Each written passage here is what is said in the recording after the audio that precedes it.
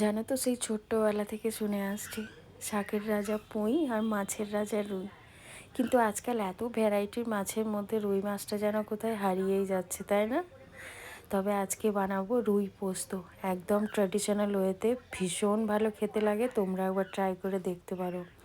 আমি নর্মালি জ্যান্ত একটা রুই মাছের শুধু গাদার পিসগুলো নিয়েছিলাম, তাতে লবণ হলুদ একটু কাঁচা তেল মাখিয়ে রেখেছিলাম।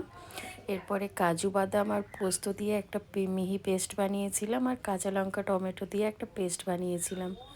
তারপরে সর্ষের তেল গরম করে মাছগুলো হালকা করে ভেজে নিয়ে ওই তেলের মধ্যেই একদম ঝিরিঝিরি করে কেটে রাখা পেঁয়াজ কিছুটা দিয়ে আদা রসুন বাটা দিয়ে একটু কষিয়ে নিয়ে ওর মধ্যে টমেটো কাঁচা লঙ্কার পেস্টটা দিয়ে দিয়েছি। তারপরে জলটা শুকিয়ে এলে হলুদ গুঁড়ো, কাশ্মীরি রেড চিলি পাউডার আর কাজু পোস্তর যে পেস্টটা ছিল সেটা অ্যাড করে দিয়েছি। এরপরে মশলাটা এত সুন্দরভাবে লবণ দিয়ে কষাতে হবে যেন একটা পেস্টের মতো দেখতে লাগে। পেঁয়াজ বা কোনো মশলা আলাদা আলাদা থাকলে হবে না। তো দেখো, ভালোভাবে মিহিভাবে একদম কষিয়ে নিতে হবে ধীরে ধীরে। তারপরে তেল ছেড়ে দিলে জল ঢেলে দিও, যেহেতু এটা শুকনো শুকনো হবে, বেশি জল দেওয়ার প্রয়োজন নেই। তারপরে মাছগুলো তুলে ভালোভাবে ফুটিয়ে গ্রেভিটা একটু শুকিয়ে নিলে রেডি আমাদের রুই পোস্ত। গরম ভাতে এত সুন্দর খেতে লাগে যেটা কল্পনার বাইরে। তোমরা চাইলে একটু মিষ্টিও দিতে পারো।